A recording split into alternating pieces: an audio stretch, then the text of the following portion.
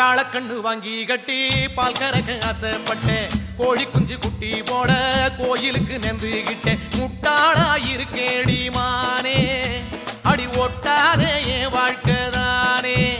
ரொம்ப முட்டாளாயிருக்கேடி மானே, அடி ஒட்டாதே என் வாழ்க்கைதானே. ஒத்தை கொத்த சண்டையினா ஓடி போற ஆம்பள நீ, செத்து போன பாம்ப பார்த்து சத்தம் போட்ட வீரனும்